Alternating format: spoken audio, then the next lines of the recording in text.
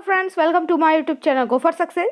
आज मैं आपको बताऊंगी कि किसी वस्तु की कीमत निर्धारण में समय तत्व का क्या महत्व होता है। यानी कि समय तत्व के आधार पर बाजार को कितने वर्गों में विभाजित किया गया है। यानी कि बाजार में कोई वस्तु बिकती है तो उसकी कीमत किस आधार पर निर्धारित की जाती है, उसी को मैं बताऊंगी। तो चलिए वीडियो स्टार्ट करते हैं। वीडियो स्टार्ट करने से पहले मैं आपको बता दूं कि मैंने बाजार से रिलेटेड एक वीडियो बनाई हुई है, जिसका लिंक मैंने आई बटन और डिस्क्रिप्शन में दिया हुआ है, आप जाके उसे देख सकते हैं। तो चलिए आगे बढ़ते हैं। तो हम देखेंगे समय तत्व के आधार पर बाजार को कितने भागों में बांटा गया है। तो समय तत्व के आधार पर बाजार को 3 वर्गों में बांटा गया है। ठीक है, तो वो कौन कौन से हैं? तो इसमें सबसे पहला है अति अल्पकाल या बाजार काल। यानी सबसे पहला अति अल्पकाल या बाजार काल, दूसरा है अल्पकाल और तीसरा है दीर्घकाल। यानी कि बाजार को 3 वर्गों में बांटा गया है। एक एक करके हम इन तीनों को देखेंगे। तो सबसे पहले हम देखेंगे अति अल्पकाल बाजार में मूल्य निर्धारण। यानी अति अल्पकाल में मूल्य निर्धारण कैसे किया जाता है किसी वस्तु का। ठीक है, तो इसमें है अति अल्पकाल वह अवधि है जिसमें वस्तु की कुल पूर्ति स्थिर रहती है। यानी अति अल्पकाल वह अवधि है जिसमें किसी वस्तु की पूर्ति स्थिर रहती है। यानी कि मान लीजिए अंडे हैं, 50 अंडे हैं, तो उसकी पूर्ति क्या है? 50 अंडे। एक दुकान पे 50 अंडे की पूर्ति है, स्थिर रहती है, उसमें परिवर्तन नहीं कर सकते, यानी उसे घटा बढ़ा नहीं सकते। ठीक है, इसलिए मूल्य मुख्यतः मांग द्वारा निर्धारित होता है, पूर्ति की भूमिका गौण होती है। यानी कि जो भी वस्तु का मूल्य होगा, यानी कि जो 50 अंडे हैं वो तो उसकी पूर्ति तो स्थिर है क्योंकि उसमें घटा बढ़ा नहीं सकते। ठीक है, तो उसका मूल्य कैसे निर्धारित होगा? उसका मूल्य मांग के अनुसार निर्धारित होगा। यानी 50 अंडे हैं, उसकी मांग है 70 अंडों की। ठीक है, तो मूल्य कैसे निर्धारित होगा? क्योंकि मांग ज्यादा है, पूर्ति कम है, तो उसको अधिक मूल्य पे बेचा जाएगा, यानी उसका मूल्य अधिक होगा। तो इस प्रकार हुआ अति अल्पकाल बाजार। अब हम इसके आगे देखेंगे। तो इसमें है नाशवान और दोबारा उत्पन्न न की जा सकने वाली वस्तुओं का मूल्य मांग के प्रभाव से निर्धारित होता है।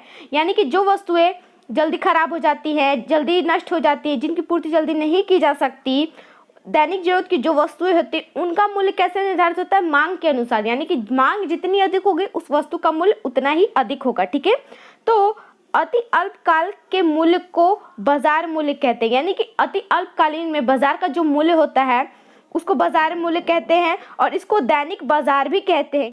ठीक है, तो इस बाजार अति अल्पकालीन बाजार वे बाजार हैं जहां विक्रेता को मांग के अनुसार वस्तु की पूर्ति बढ़ाने का अवसर नहीं मिलता। इस प्रकार के बाजार में वस्तु की पूर्ति लगभग निश्चित रहती है। यानी कि मूल्य निर्धारण पूर्ति के अनुसार नहीं हो पाती, मांग के अनुसार होती है, मांग का अधिक प्रभाव पड़ता है। इसलिए अति अल्पकालीन बाजार में वस्तु ज्यादा महंगी मिलती है। ठीक है, तो ये तो आपको समझ आया होगा। अब हम आगे देखेंगे अल्पकालीन बाजार। ठीक है, तो इसमें है अल्पकालीन बाजार में मूल्य निर्धारण। यानी अल्पकाल में मूल्य निर्धारण, यानी कि अल्पकाल में बाजार का मूल्य निर्धारण कैसे होता है उसको देखेंगे।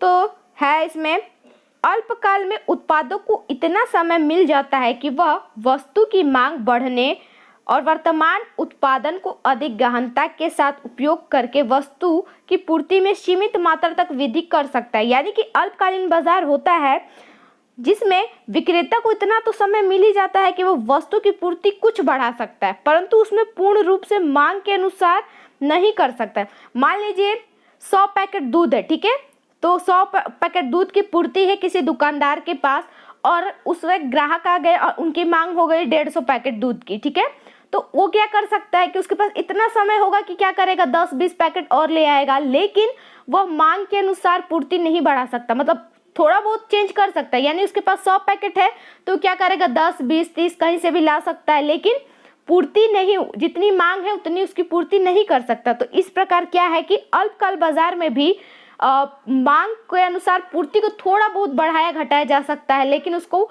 मांग के अनुसार नहीं किया जा सकता। तो आप समझ गए होंगे। तो आगे देखते हैं आगे क्या है। अतः अल्पकाल में पूर्ति की अपेक्षा मांग का ही मूल्य पे अधिक प्रभाव पड़ता है। यानी कि जिस प्रकार अति अल्पकाल में क्या किया जा सकता है, पूर्ति के अनुसार मांग के अनुसार पूर्ति को नहीं बढ़ाया जा सकता, यानी कि स्थिर रहता है, जितनी पूर्ति होगी उतनी ही होगी, इसमें घटाया बढ़ाया नहीं जा सकता है। उसमें मांग का प्रभाव होता है, यानी कि जितनी मांग होगी मूल्य अधिक उतना ही होगा। उसी प्रकार अल्पकाल में भी पूर्ति की अपेक्षा मांग का ही प्रभाव पड़ता है, क्योंकि पूर्ति तो थोड़ी ही बढ़ाई जा सकती है, मांग के अनुसार उसे पूरा नहीं किया जा सकता। तो इस प्रकार जो अल्पकाल में जो हमारा बाजार मूल्य होगा वो भी मांग के अनुसार होगा, यानी कि वो भी अधिक होगा। यानी पूर्ति तो कम है, मांग ज़्यादा है, तो कोई भी चीज़ महंगी होगी। ठीक है, तो ये था अल्पकाल। अति अल्पकाल भी हो गया। अब हम देखेंगे दीर्घकाल में मूल्य निर्धारण। ठीक है, दीर्घकाल में मूल्य निर्धारण। तो दीर्घकाल में उत्पादों को इतना अधिक समय मिल जाता है कि वह मांग के अनुसार पूर्ति को बढ़ा सकता है। यानी कि दीर्घकाल मतलब बड़ा काल, तो इसमें इतना अधिक वक्त होता है विक्रेता के पास कि वो जैसे जितनी मांग है उस हिसाब से पूर्ति कर सकता है। यानी मान लीजिए आलू है तो 10 किलो उसकी मांग है। ठीक है, लेकिन क्या उसके पास विक्रेता के पास इतना अधिक समय होगा कि वो 10 किलो मांगे तो वो 10 किलो 12 किलो भी ला के रख सकता है। यानी कि दीर्घकाल में मूल्य निर्धारण में क्या होता है, मांग के अनुसार पूर्ति बढ़ाई और घटाई जा सकती है। यानी कि जितनी अधिक मांग है उससे कई ज़्यादा पूर्ति की जा सकती है। इस प्रकार इसमें किस चीज़ का प्रभाव पड़ता है, पूर्ति है तो पूर्ति अधिक होगी तो पूर्ति के अनुसार मूल्य निर्धारण होगा। यानी कि 10 किलो की मांग है वो 10 किलो दे सकता है या उससे भी अधिक दे सकता है। तो क्या है, वस्तु क्या होगी, सस्ती होगी, क्योंकि मांग कम होगी और सप्लाई ज़्यादा होगी। आगे देखेंगे तो आगे है दीर्घकाल में पूर्ति का पूर्ण समायोजन संभव होने के कारण मूल्य निर्धारण में पूर्ति पक्ष का सबल भूमिका होती है। यही कारण है कि दीर्घकाल में मूल्य पर मांग की अपेक्षा पूर्ति का प्रभाव अधिक होता है। यानी कि अति अल्पकाल मूल्य निर्धारण और अल्पकालीन मूल्य निर्धारण को छोड़कर दीर्घकालीन ऐसा बाजार है जहाँ पे पूर्ति के अनुसार मूल्य का निर्धारण होता है। यानी पूर्ति अधिक होती है और इसी हिसाब से मूल्य का निर्धारण होता है।